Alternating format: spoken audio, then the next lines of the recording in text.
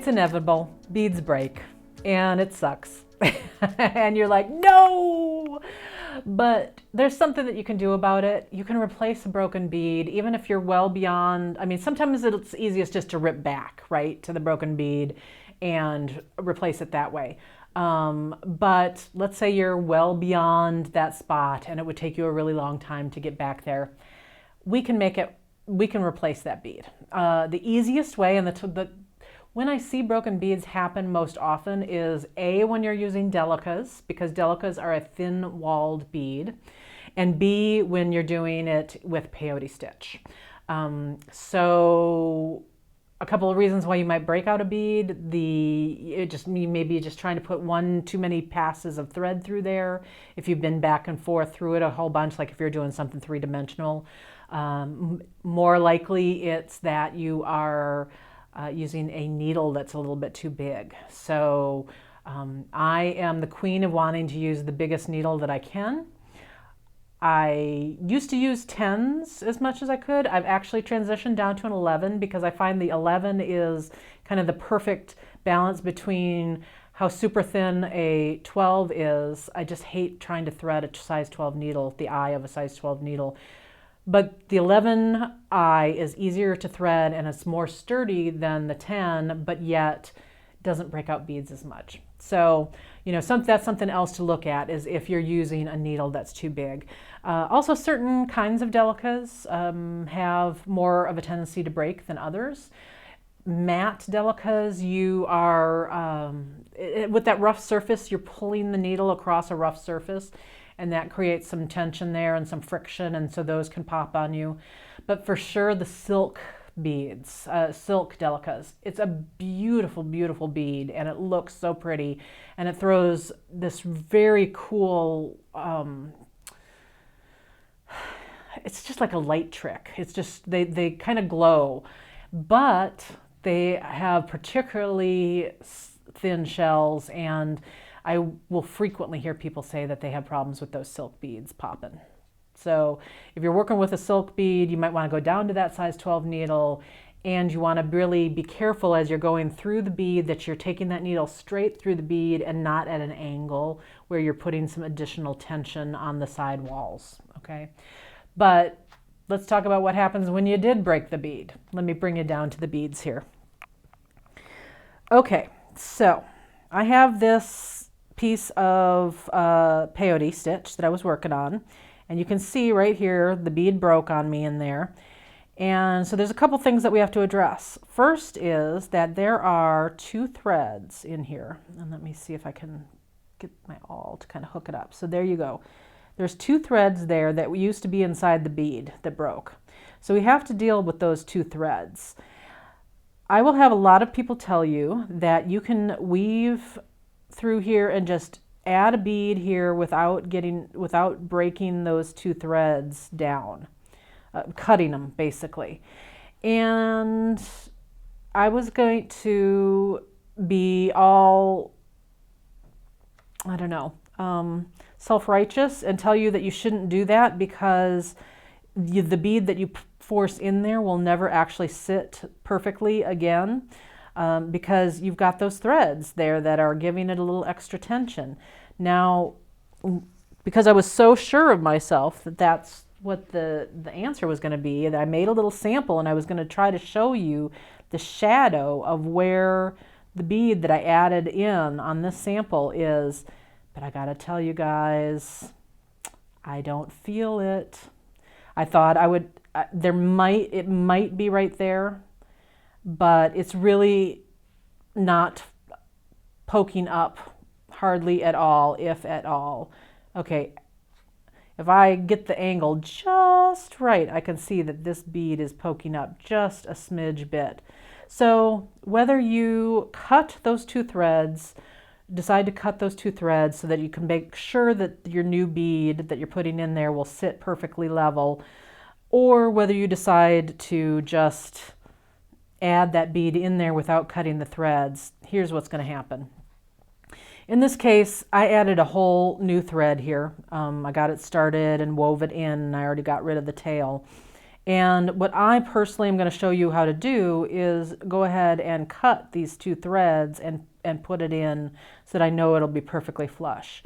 But before I cut those 2 threads, here's the thing. I mean, that's keeping all of these beads in these couple of rows together, right? So what I have to do is reinforce this entire area with my new thread before I go ahead and cut those threads and then put the new bead in. And it's really not as bad as it sounds. So I started my new thread down here and I'm working my way up, and I'm just going to, for a couple of beads, back and forth. Oh, here's another way that you break out a bead is by going by more than a bunch of beads on a diagonal, a bunch of delicas on a diagonal specifically. That can cause a bead to break super easily. So if you want to be super safe, move 1 bead at a time instead. In this case, these particular delicas, I'm having no trouble getting my needle and thread through here, so I'm going to go ahead and go 2 at a time. I've stopped going 3 at a time. Okay, so I'm just weaving up and down, basically reinforcing this whole row before, or the way we're looking at it, the whole row that's on the right side of this. And so I'm just going up and down, going to make sure that none of these beads are going to fall apart when I clip those 2 threads.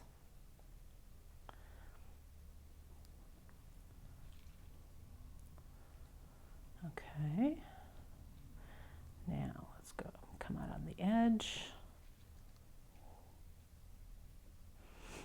turn it, and then I'm going to go back this direction. Let's see, it's coming out of this bead, so let's go through this one.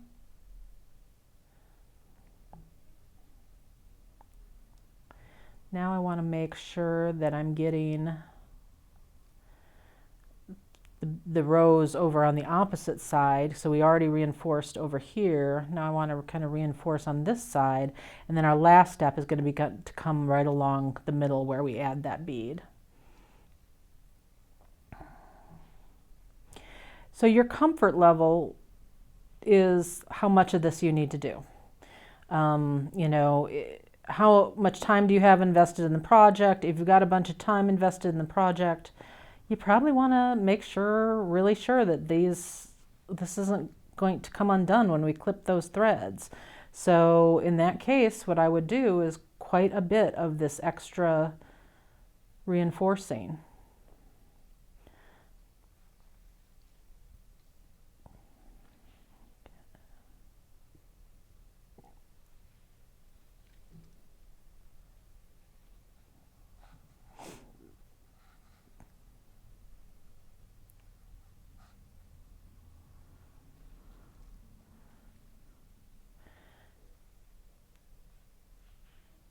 And in this case, I'm going the full length here. If this were like a wide bracelet or something, this is still about the width that I would weave back and forth. I wouldn't feel like I needed to do the entire width of it, but you know, a good 10 beads to one side and maybe 10 beads to the other side is kind of what I'm thinking. But again, this is to your comfort level. You want to live on the wild side, just do a couple beads on either side. Let's see what happens. That could be a whole YouTube channel. Bead on the wild side. Okay, so now as I'm reinforcing, I'm going to work my way so that I'm coming out either this bead or this bead. So right where that bead needs to get added there in the middle. So it doesn't really matter which direction I come at it from.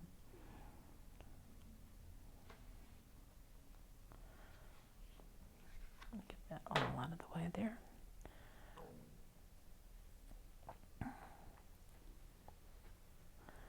I'm wanting to make sure that I'm getting those 2 rows as I'm coming up to that center. Okay, so I ended up on this side. All right, so here we are. It's the moment of truth. I'm going to take my scissors and I'm going to just pop that thread. Come on, boo-boo. It's like I'm fire line. I don't want to break.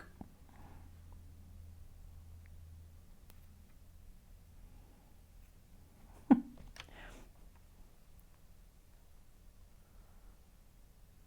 we're going to use the awl method. No, you still don't want to. But I did get it up far enough that I could get in there with the scissors now. Okay, so I've snipped that side. That worked out well. So here's a new tip for you. To get that thread and get it cut, kind of do that to stretch it out a bit. And then you can get your scissors in there. Okay. Oh. So my thread's coming out here. I want to pop a bead there. And then I'm just putting it in that hole, right? And we're going to come up to the other side. Now visually, we want to kind of keep an eye on where we just added that bead, but you can see that not everything is connected here. So we're going to need to come up a little ways and then turn around and connect it on the other side. Oops, I just felt a knot starting to happen here.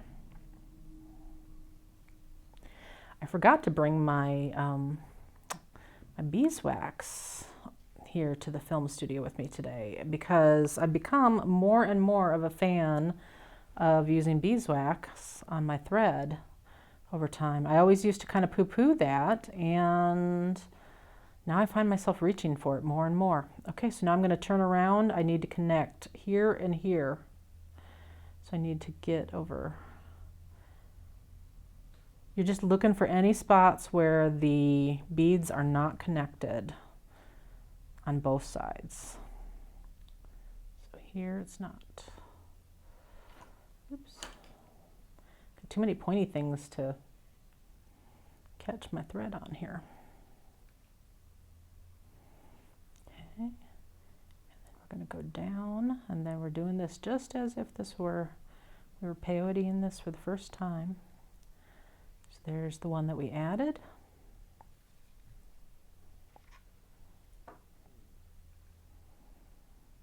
And then we'll connect on the other side.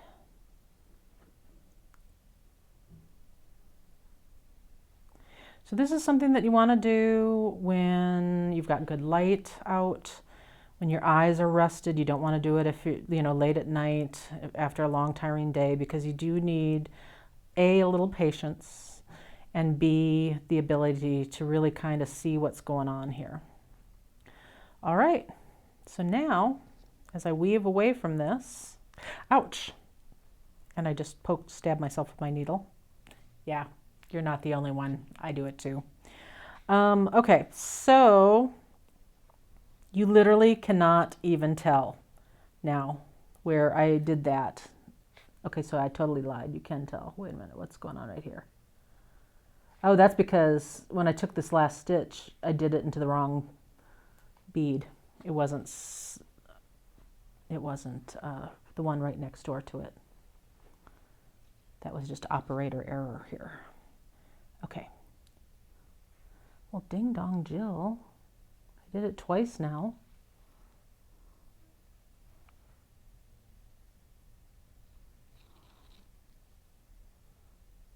Okay, there we go. Do I still have thread showing there? I don't know how I managed to get thread showing there, but that was a Jill error and not an error on actually fixing this. And it's not a thread from clipping it or anything. It is actually that was just me goofing up. So on this side, look, you cannot even see where we did the repair. This all feels completely, I'm trying to pull it apart and I'm not having any success because we did all of that reinforcing there. So just don't do what Jill did and goof up the thread path at the very end. I know you guys like it when I make mistakes on camera. I don't like it though. Happy beading.